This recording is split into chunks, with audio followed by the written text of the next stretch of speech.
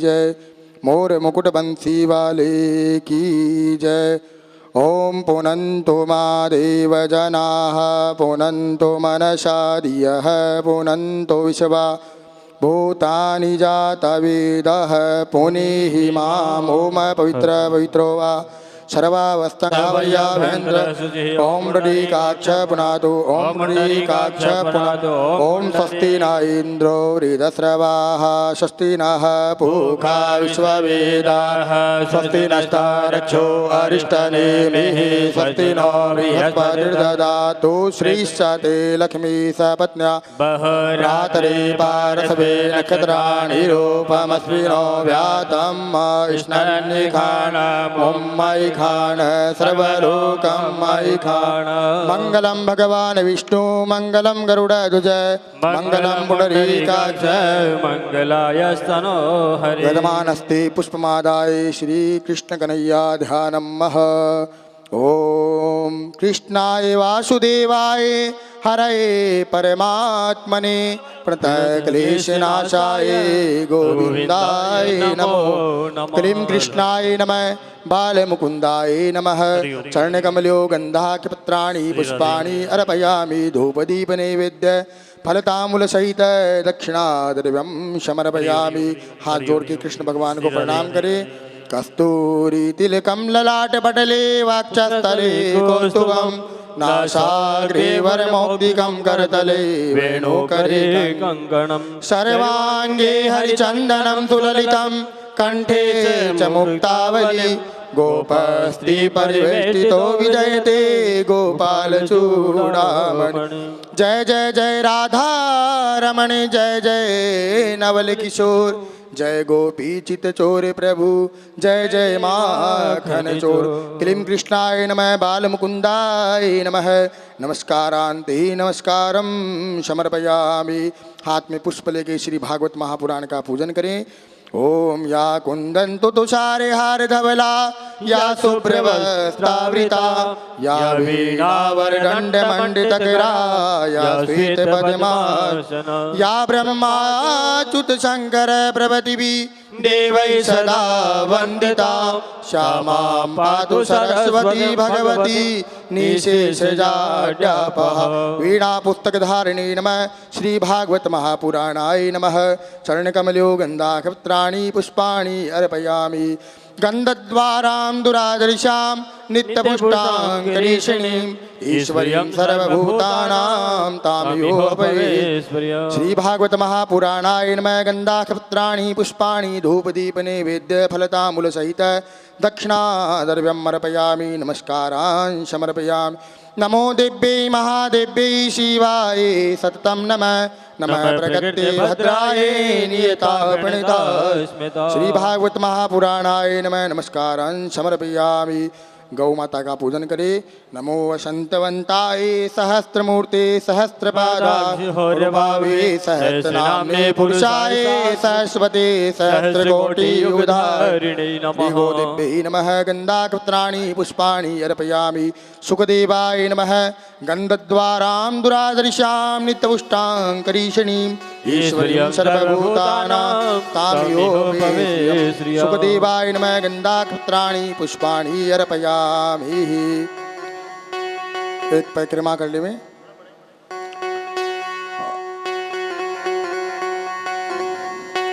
बोली सुखदेव जी महाराज की जय हो।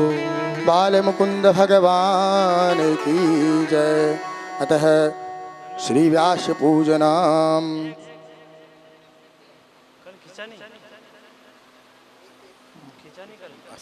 तिलक करवा दो व्यास जी महाराज को ऊपर बैठने के बाद। ओम गुरुर्ब्रह्मा गुरुर्विष्णु गुरुर्देवो महेश्वर गुरुर्साक्षात् परं ब्रह्म तस्मै श्री गुरवे नमः। अखण्डमण्डलाकारं व्याप्तं येन दर्शितं येन तस्मै श्री गुरवे नमः। श्री सद्गुरु चरण कमलेभ्यो नमः। व्यासदेवाय नमः। गंधाख्यपत्राणि पुष्पाणि अर्पयामि। हाथ जोड़ के प्रणाम कर ले। बोले व्यास जी महाराज की जय। अतः आरतीक्यं प्रजाल भवानी सहितं नमामि गजाननं भूतगणाधिसेवितं कपितजम्बूफलचारुभक्षणम् उमासुतं शोकविनाशकारिकं नमामि विघ्नेश्वर पादुपंकजं। सभी अपने स्थान पे खड़े हो जाएं। भगवान बांके बिहारी की आरती प्रारंभ होने जा रही है।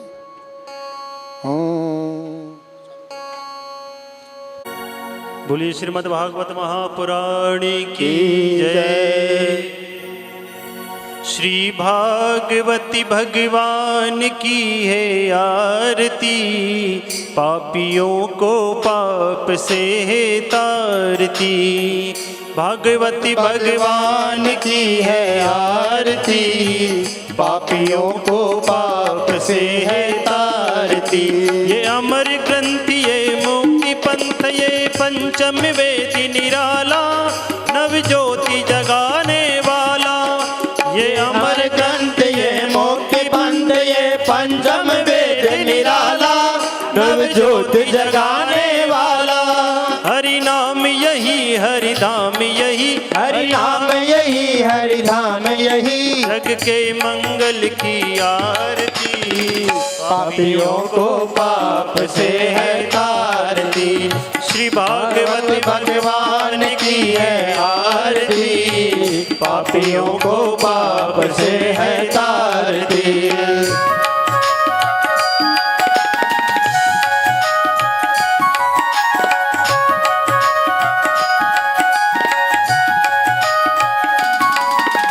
शांति गीत पावन पुनीत पापों को मिटाने वाला, हरि दर्श कराने वाला। ये शांति गीत पावन पुनीत पापों को मिटाने वाला, हरि दर्श कराने वाला। ये सुख करनी ये दुख हरणी, यह सुख करनी यह दुख हरनी। श्री मधुसूदन की आरती, पापियों को पाप से है तारती। श्री भागवत भगवान की है आरती, पापियों को पाप से है तारती।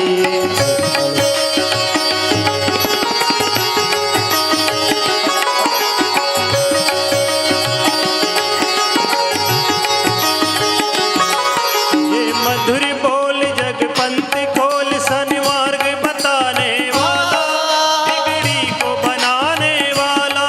यह मधुर बोल जग पंथ खोल सन्मार्ग बताने वाला, बिगड़ी को बनाने वाला। श्री राम यही घनश्याम यही, ओ श्री राम यही घनश्याम यही, प्रभु की महिमा की आरती।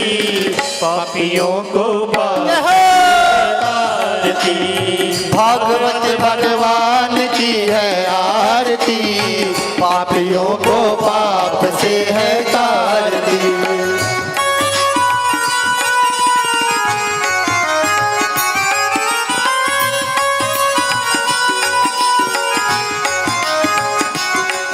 ये कृष्ण भक्ति राधा की शक्ति ये प्रीत सिखाने वाला, प्रभु भक्ति बढ़ाने वाला। ये कृष्ण भक्ति राधा की शक्ति ये प्रीत सिखाने वाला, प्रभु भक्ति बढ़ाने वाला। हनुमान यही प्रहलाद यही, हनुमान यही प्रहलाद यही, हनुमान यही प्रहलाद यही, हनुमान यही प्रहलाद यही।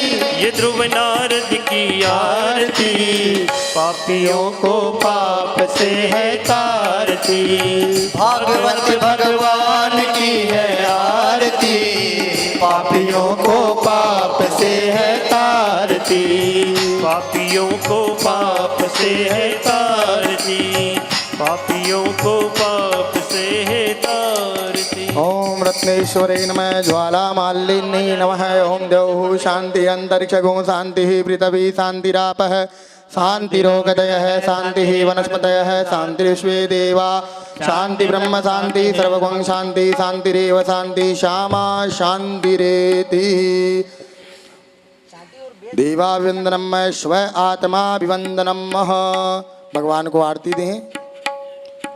ॐ जगेन जगमयदन्तदेवास्तानि धर्माणि वर्तमान्यासन्नतेह नाकं महिमानः सतं तत्र पूर्वे साध्या सन्ति देवाः।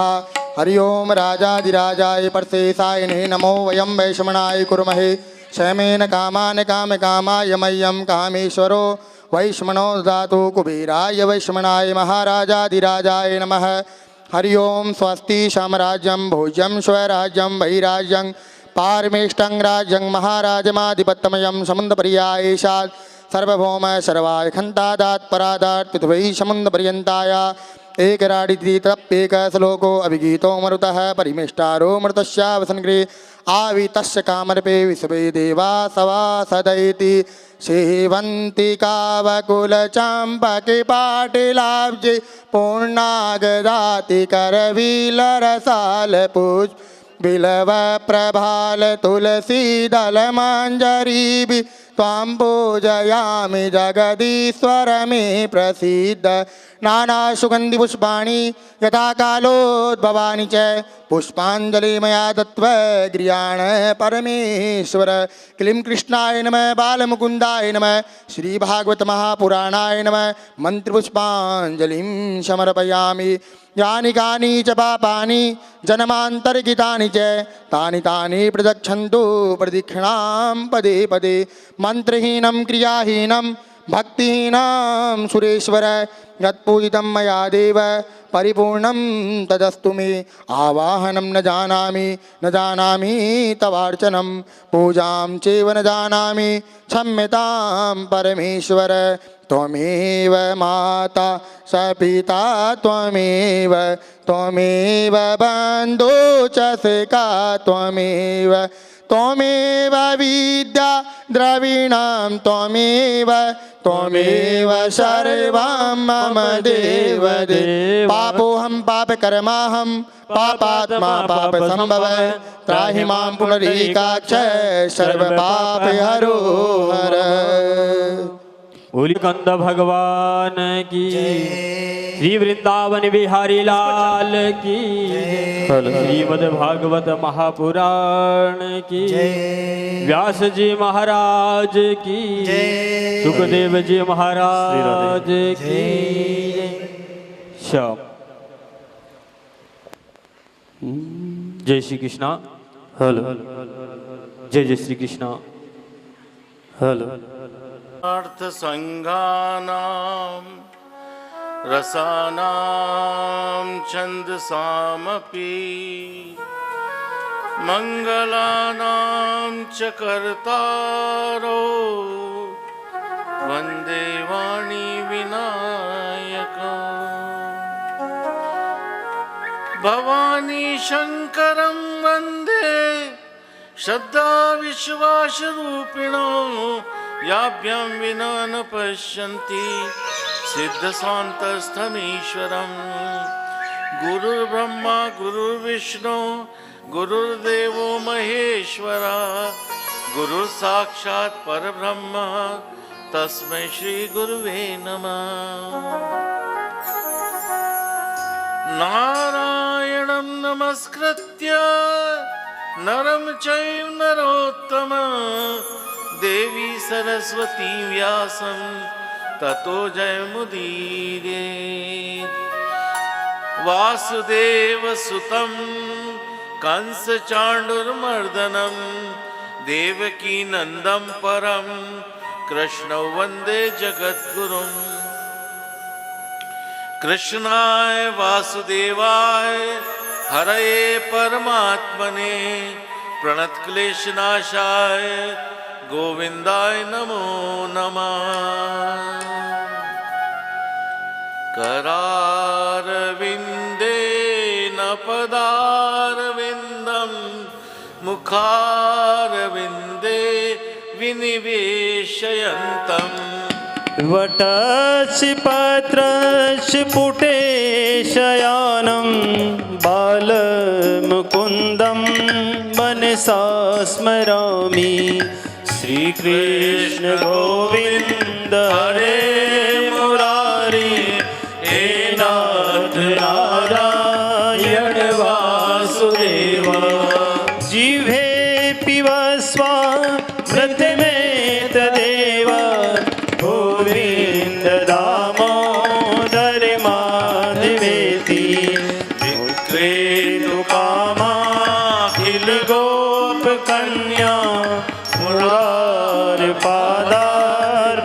चेतवती दध्यादिकं मोहवशादिवोच गोविन्द दामोदर माधवेति गृहे गृहे गोपवधू कदम्बा सर्वे मिलित्वा समवाप्ययोगम् पुण्यानि नामानि पठन्ति नित्यं गोविन्द दामोदर माधवेति सुखे शयाना निलये निजेऽपि नामानि विष्णो प्रवदन्ति मर्त्या ते निश्चितं तन्मयतां व्रजन्ति गोविन्द दामोदर माधवेति गोविन्द दामोदर माधवेति गोविन्द दामोदर माधवेति जिह्वे सदैव भज सुन्दराणि नामानि कृष्णस्य मनोहराणि समस्तभक्तार्तिविनाशनानि गोविन्द दामोदर माधवेति सुखावसाने इदमेव सारं दुःखावसाने इदमेव ध्येयं देहावसाने इदमेव जाप्यं गोविन्द दामोदर माधवेति गोविन्द दामोदर माधवेति गोविन्द दामोदर माधवेति जिह्वे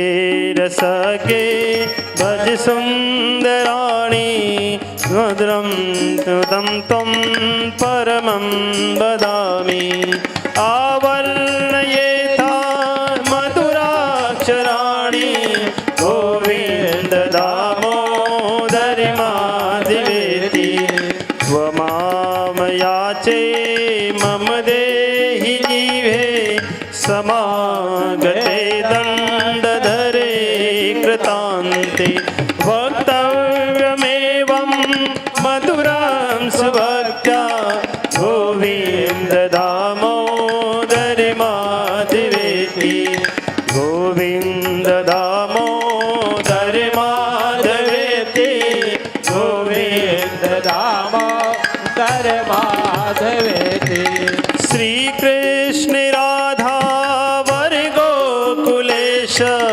गोपाल गोवर्धन नाथ विष्णु जिह्वे पिब स्वामृतमेत देव गोविन्द दामोदर माधवेति गोविन्द दामोदर माधवेति गोविन्द दामोदर माधवेति गोविन्द दामोदर माधवेति गोविन्द दामोदर माधवेति श्री कृष्ण गोविन्द हरे मुरारी हे नाथ नारायण वासुदेवा हे नाथ नारायण वासुदेवा हे नाथ नारायण वासुदेवा हे नाथ नारायण वासुदेवा हे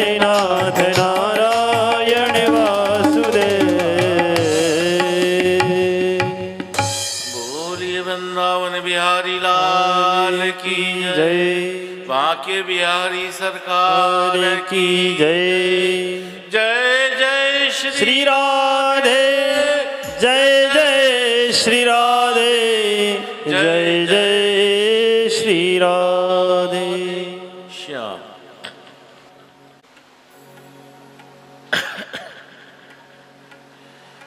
परम परमात्मा की कृपा से यहाँ चल रहे इस भागवत ज्ञान यज्ञ में पधारे हुए सभी भक्तगणों को इस व्यासपीठ से मेरा नमस्कार।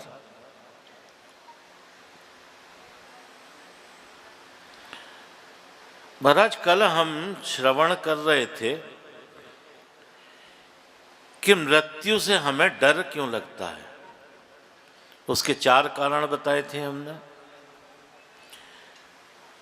अगर इन 4 कारणों के उपाय कर लिए जाएं तो हमारा मृत्यु से प्राय डर समाप्त हो जाता है। इस मृत्यु के डर से हम बाहर कैसे निकलें, तो उसका उपाय है कि हम घर छोड़ करके बाहर निकलना प्रारंभ करें और घर छोड़ने का थोड़ा थोड़ा अभ्यास प्रारंभ करें। अब ये घर छोड़ करके हम जाएं कहां?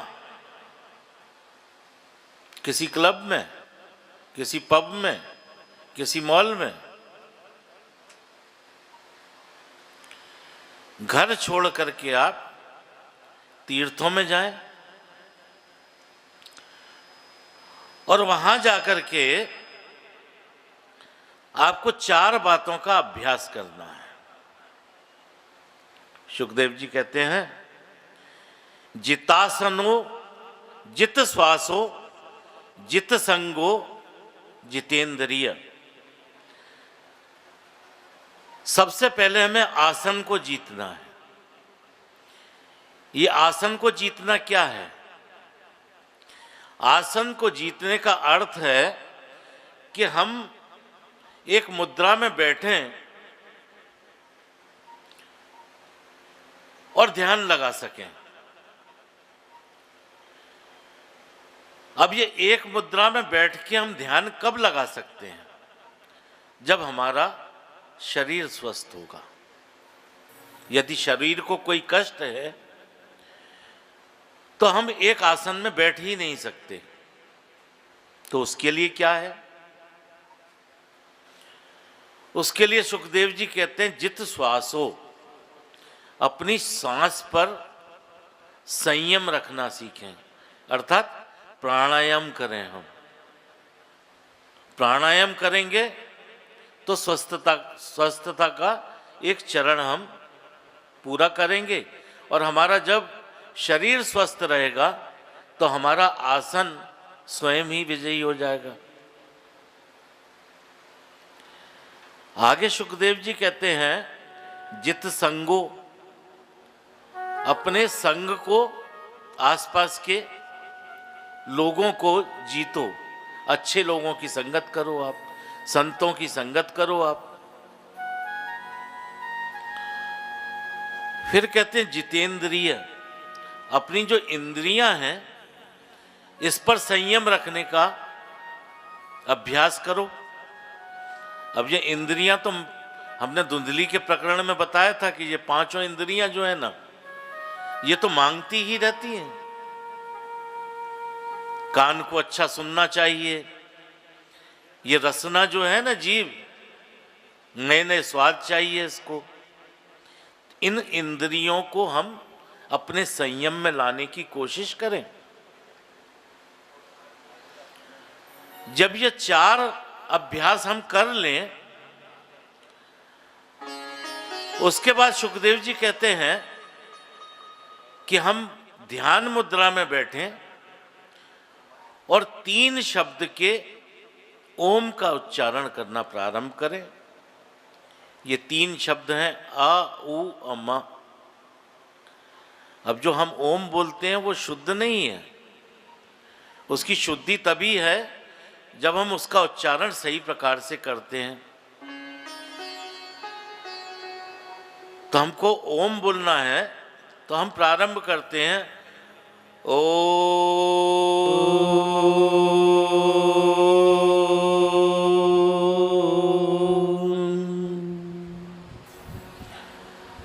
ध्यान में बैठ करके इस ओम शब्द का उच्चारण निरंतर करें और जब ये अभ्यास हो जाए तब भगवान के समक्ष बैठे आप और भगवान के दिव्य रूप का दर्शन करना प्रारंभ करें। ये जो दर्शन है भगवान का, इसका भी नियम है। जब भगवान के दर्शनों का प्रारंभ करें हम, तो सर्वप्रथम हम उनके चरणों का दर्शन करें, और इन चरणों से प्रारंभ करके धीरे धीरे प्रभु के एक एक अंग का दर्शन करते हुए हम उनके मुख तक आए। डरे ना, भगवान से निगाहें ना चुराएं, आंखें मिलाएं उनसे, उनकी सुंदर छवि का दर्शन करें, उनके सुंदर श्रृंगार का दर्शन करें।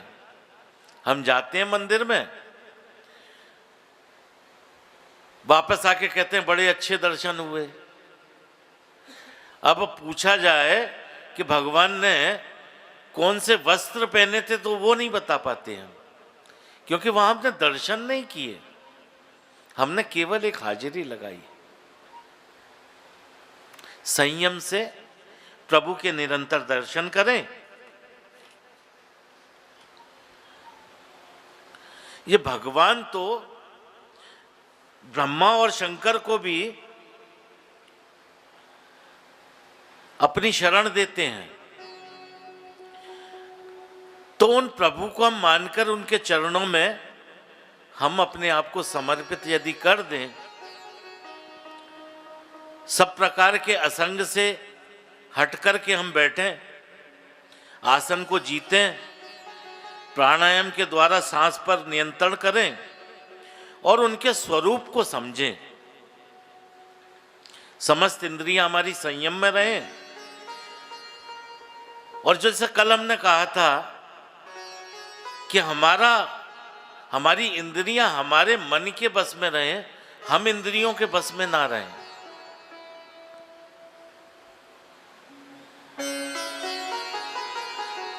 भगवान के स्थूल और सूक्ष्म दोनों रूपों को हम अपने नयनों में समाहित करें, दर्शन के बाद आंखों में को बंद करें, और जो स्वरूप हमने देखा है उसको अपने हृदय तक ले जाने का हम प्रयास करें।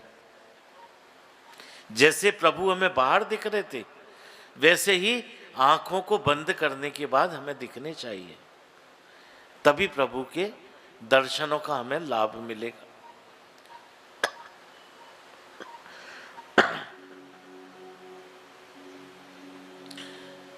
वैसे तो इस सृष्टि को जहां तक भी हमारी नजरें देख रही हैं, ये सब परमात्मा का ही स्वरूप है। 14 भुवन का ये ब्रह्मांड है पूरा, ये जो पृथ्वी लोक है ये भगवान की कमर है। 7 लोक इसके ऊपर हैं और 7 लोक इसके नीचे हैं। जो नीचे के 7 लोक हैं वो अतल, वितल, सुतल, तलातल, रसातल, महातल और अंत में पाताल है।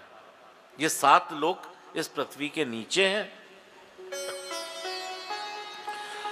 और ये भगवान का जो चरणों का तलवा है ये पाताल है, सबसे नीचे का जो है ये पाताल है, ये भगवान के चरण हैं।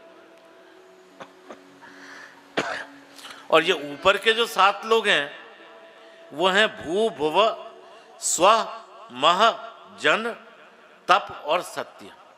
ये 7 लोग ऊपर हैं। और ये भगवान का जो शीर्ष है ये सत्य लोक है। इस प्रकार से ये 14 मंजिल कह सकते हैं हम, ये 14 मंजिल का ये जो भवन है ये भगवान का स्वरूप है, ये इनका विराट स्वरूप है। जो हम विग्रह में देखते हैं वो उनका सूक्ष्म रूप है, तो हम उनके विराट रूप का भी दर्शन करें और उनके सूक्ष्म रूप का भी दर्शन करें। भागवत में उसके बाद सुखदेव जी ने क्रमोमुक्ति और सदोमुक्ति को बताया। उसके बाद भगवान सुखदेव जी ने बताया कि हमारी जैसी कामनाएं हैं, जैसी हमारी इच्छाएं हैं, उसके हिसाब से हमें देवताओं का पूजन करना चाहिए और उनकी उपासना चाहिए। किस कामना से किस देवता की पूजना करनी चाहिए, यह भी सुखदेव जी ने बताया। यदि आपको अन्न की उपासना है, अन्न की कामना है, तो मां अदिति का उपासना करो उनकी। रूप की कामना है तो गंधर्वों की उपासना करो। विद्या की कामना है तो भगवान शंकर की उपासना करो।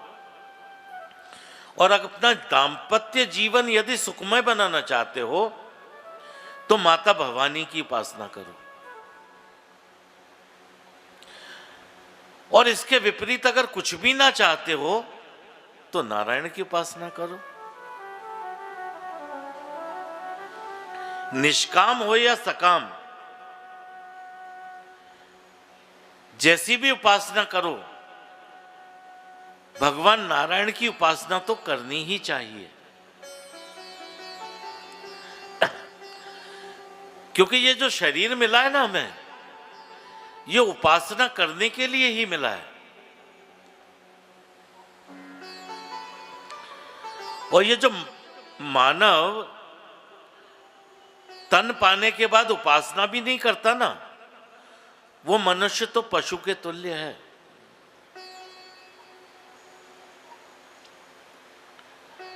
चार उदाहरण है। कुत्ते का उदाहरण है, जो उपासना नहीं करते वो कुत्ते के समान भी रहते हैं, दिन भर भौं भौं भौं भौं करते रहते हैं, भगवान में मन लगता नहीं है। गधे की उपासना है, गधे की तरह जीवन का बोझ लादे हुए चलते रहते हैं, कभी भगवान का ध्यान ही नहीं करते। उपासना के हमारा जीवन पशु के समान है, तो नारायण की उपासना तो हमें करनी ही चाहिए। आगे भागवत में सुखदेव जी ने षष्ठी का वर्णन किया है। राजा परीक्षित ने पूछा कि भगवान मुझे ये बताइए गुरुदेव कि ये भगवान षष्ठी की रचना करते कैसे हैं। भगवान के सुंदर स्वरूप का ध्यान करके सुखदेव जी कहते हैं, परीक्षित, यही प्रश्न एक बार नारद जी ने अपने पिता ब्रह्मा जी से पूछा था। ब्रह्मा जी उपासना कर रहे थे, उसी समय नारद जी प्रकट हुए। ब्रह्मा जी को उपासना करते देख करके नारद जी को कौतूहलता हुई, तो नारद जी ने पूछा, पिताजी आप तो इस पूरी सृष्टि की रचना करते हो, फिर आप किसकी उपासना करते हो। तब ब्रह्मा जी ने कहा कि पुत्र नारद, मेरे ऊपर नारायण है, मेरी रचना नारायण ने की।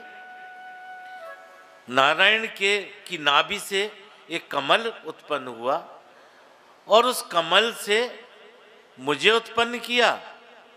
जब मुझे उत्पन्न किया तो मैंने चारों ओर देखा कि मैं कहां से आया, मैं कौन हूं।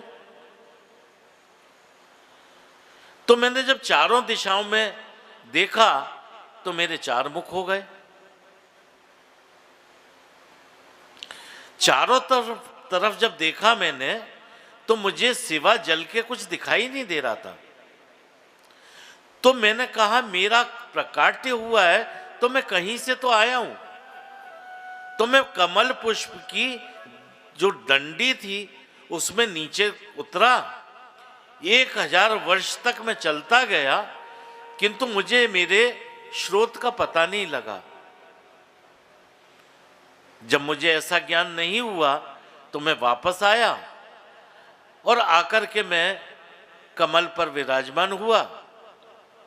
और तभी मुझे 2 शब्द ता और पा की आकाशवाणी हुई, तो मुझे बोध हुआ कि मुझे तप करना है। और जब मुझे बोध हुआ कि मुझे तप करना है तो मैं तपस्या में बैठ गया। हजारों वर्ष की तपस्या के बाद प्रभु प्रकट हुए और उन्होंने मेरे मस्तक से स्पर्श करके वेदों का ज्ञान कराया और तत्पश्चात मुझे आदेश दिया कि आप सृष्टि की रचना करो। तो पुत्र, ये कार्य मुझे नारायण ने दिया है और उन्हीं नारायण की मैं उपासना करता हूं।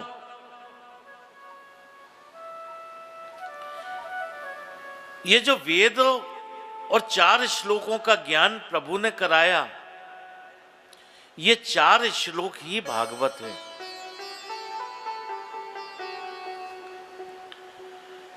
भगवान ने ये जो श्रीमद् भागवत है, इसको केवल 4 श्लोकों में ब्रह्मा जी को सुनाया।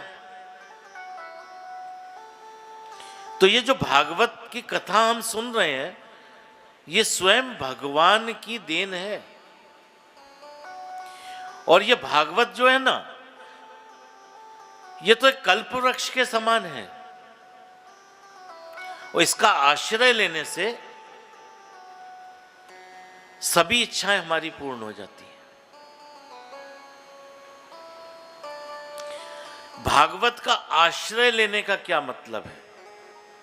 भागवत का आश्रय लेने का मतलब है कि उसका रोज हम पारायण करें, रोज हम भागवत को पढ़ें।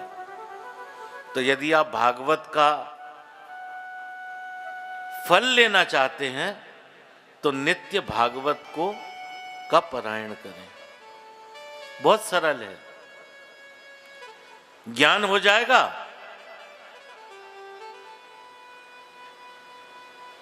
थोड़ी स्पीड बढ़ जाएगी तो भागवत का पारायण आप 24 घंटे में कर सकते हैं और रोज करना है। समझ गए? सब करेंगे? कौन कौन करेगा? भागवत का पारायण करेंगी आप, 24 घंटे में पूरी होगी, फिर सुबह से शुरू हो जाएंगे और कोई काम तो करेंगे नहीं।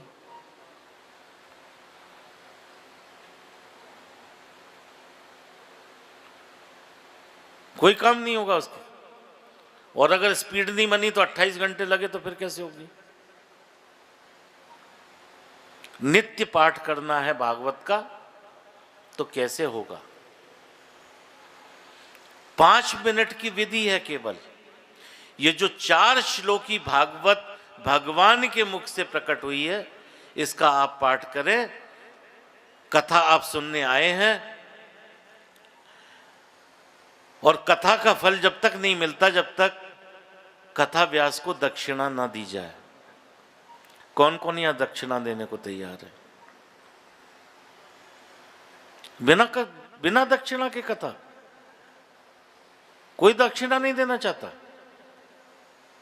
आप देंगे। 1 और 2 3 4 उठने लगे हाथ।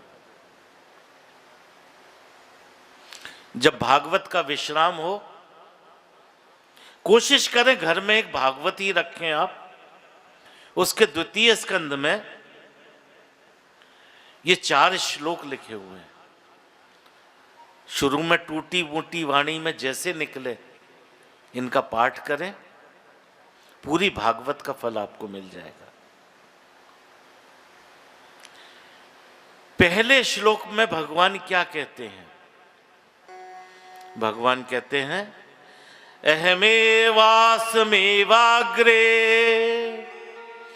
नान्याद यद सत सत परम पश्चादहम यदेतच्छ सोवशिष्ये सो सम्यहम।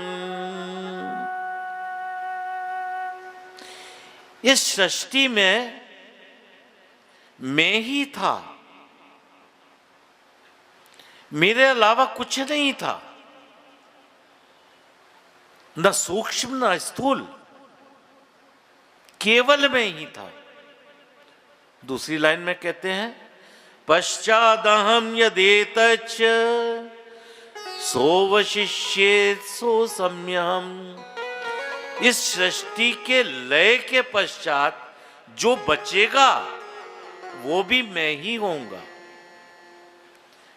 इस सृष्टि से पूर्व भी मैं था, इस सृष्टि में भी मैं ही हूं, और जब इस सृष्टि का लय हो जाएगा तब भी मैं ही शेष रहूंगा। दूसरे श्लोक में कहते हैं, ऋतीय अर्थ यत प्रतीयेत न प्रतीयेत चात्मने तद्विदात्मानो मायाम यथा भासो यथा तमा। मैं दिखता क्यों नहीं हूं? तो भगवान कहते हैं मैंने इस सृष्टि पर माया का आवरण लिया हुआ है, और ये माया वो दिखाती है जो ये चाहती है, और वस्तु स्थिति तो यह है कि जो दिखता है वो होता नहीं, और जो होता है वो दिखता नहीं। ये जो सृष्टि और संसार आप देख रहे हो ना, ये नहीं है, पर ये माया दिखाती है, और मैं हूं, किंतु आपको दिखता नहीं, क्योंकि जब तक आप इस माया के आवरण को नहीं हटाओगे मेरे दर्शन संभव नहीं है। हमें दिखता कैसे है?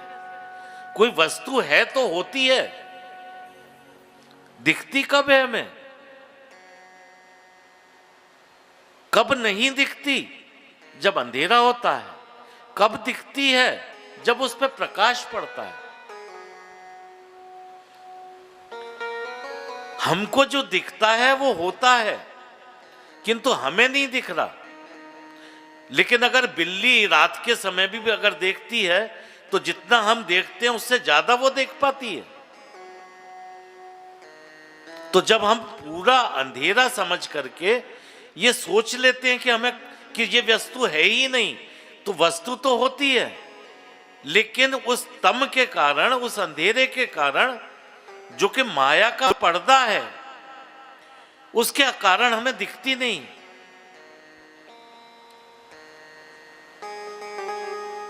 अब विचारनी बात है कि इस माया का काम तो यह है कि जो होता नहीं उसको दिखाती है, और जो होता है उसको छुपा देती है।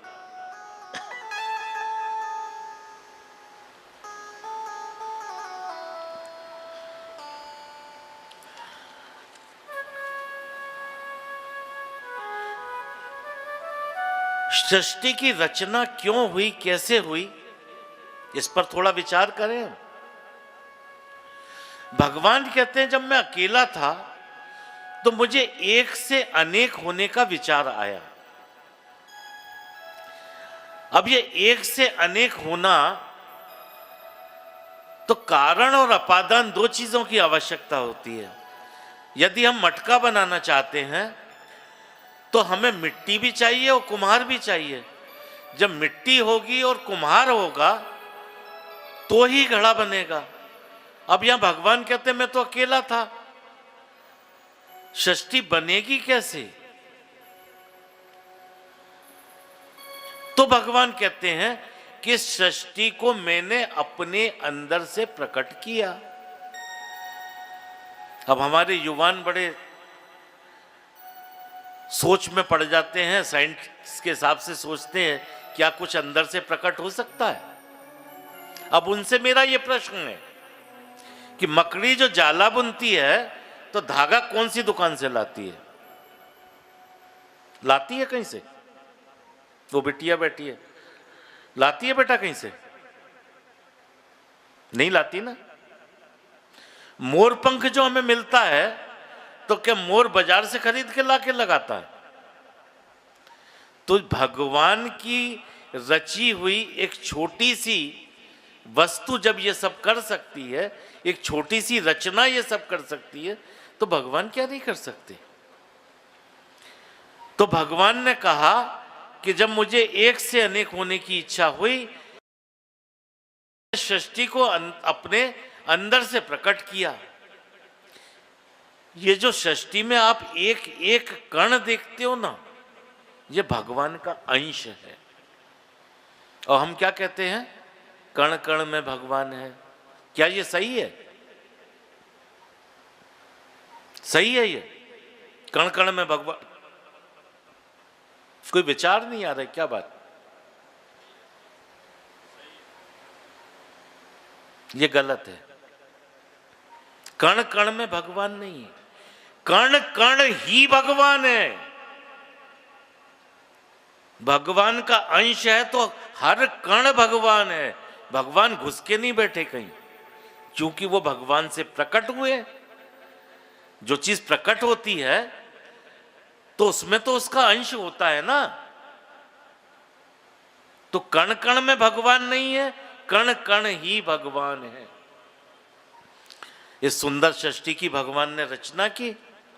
ब्रह्मा जी को सृष्टि को आगे चलाने का आदेश दिया और इस सुंदर सृष्टि की रचना हुई।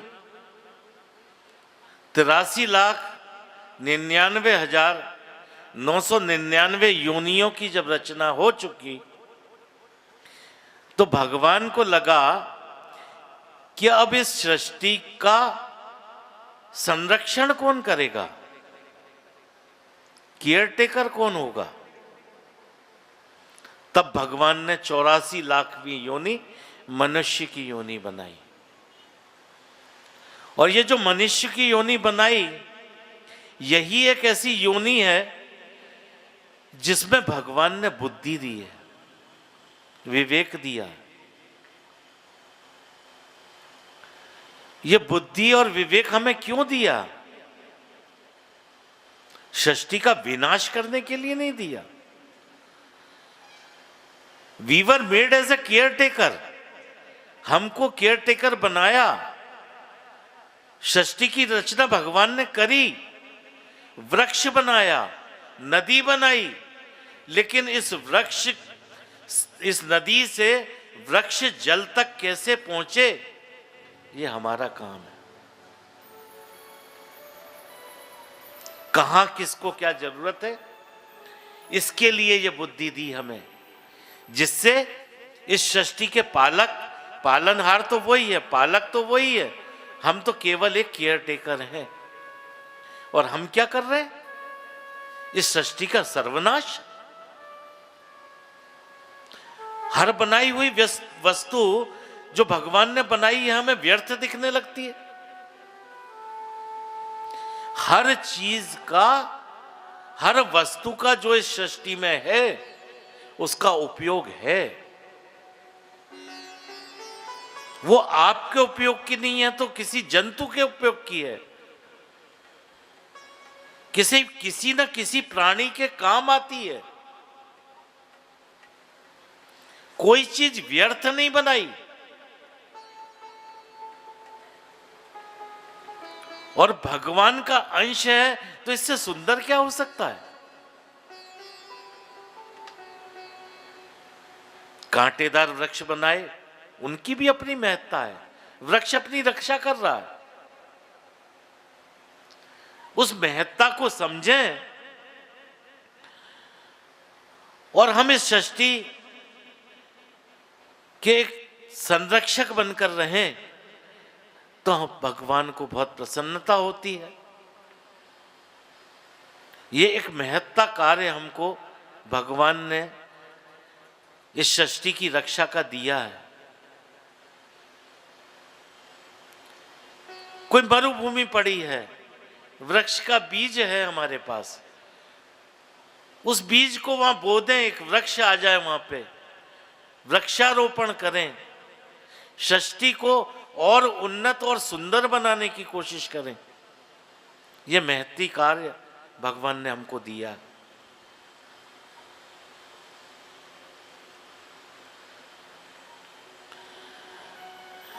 जब ऐसे कार्यों को हम करते हैं तो भगवान हम पर प्रसन्न होते हैं। और कभी अनजाने में भी कोई कार्य हो जाता है ना, तब भी भगवान की कृपा हम पर हो जाती है। कब भगवान की कैसे कृपा होगी ये हमें नहीं पता, हमारा अधिकार नहीं है। गीता में भी कहते हैं कर्म करो और छोड़ दे, फल मैं दूंगा। आध्यात्म में आने से पहले मुझे हंसी आती थी, कर्म मैं करूं फल भगवान देगा, ये कौन सा न्याय है? आध्यात्म कहता है, गीता कहती है कि तू अपना कर्म ईमानदारी से कर, फल के ऊपर तेरा अधिकार नहीं है, ये मेरी स्वेच्छा है। और तू तो जितना अधिकार समझ रहा है ना, उससे पता नहीं जाने कितना मैं तेरे को दूं। हम छोटा सा कर्म करते हैं और फल की इच्छा करने लगते हैं। अरे उसका जब अनुग्रह होता है ना, तो कब किस जीव पे हो जाए, कब किस जीव पे हो जाए, ये पता ही नहीं चलता। बहुत सुंदर है।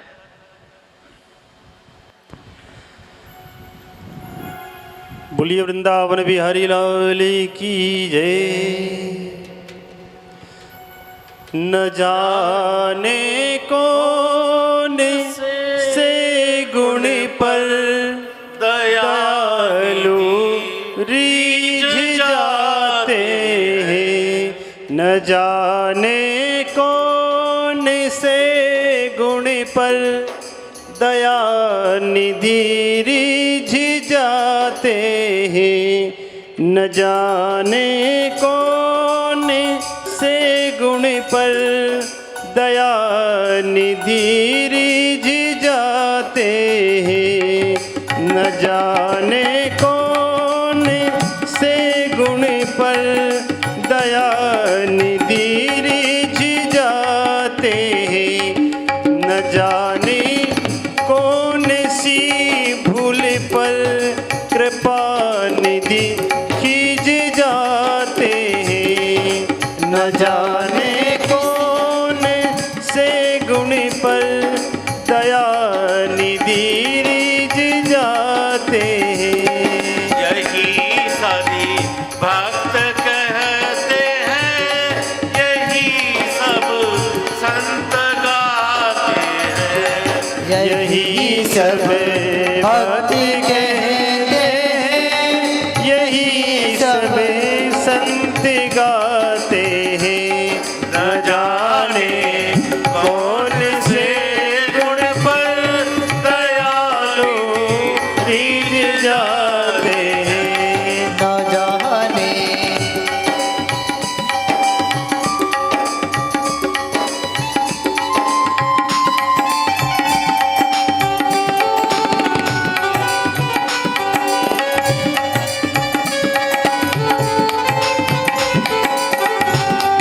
न रोए वन गमन में वो पिता की वेदनाओं पर, न रोए वन गमन में वो पिता की वेदनाओं पर, पिता की वेदनाओं पर उठाकर गिद्ध को निज गोद में आंसू बहाते हैं, उठाकर गिद्ध को निज गोद में आंसू बहाते हैं, न जाने कौन से गुण पर दयालु रीझ जाते हैं।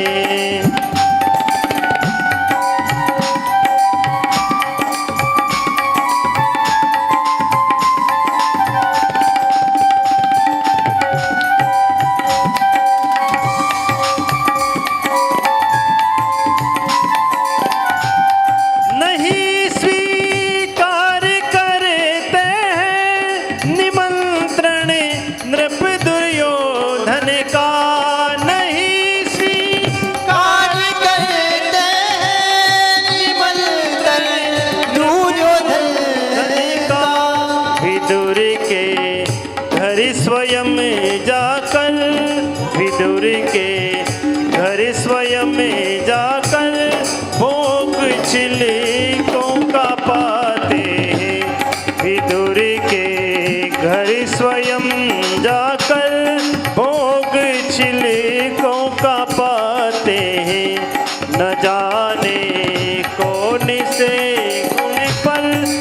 दयालु रीझ जाते हैं।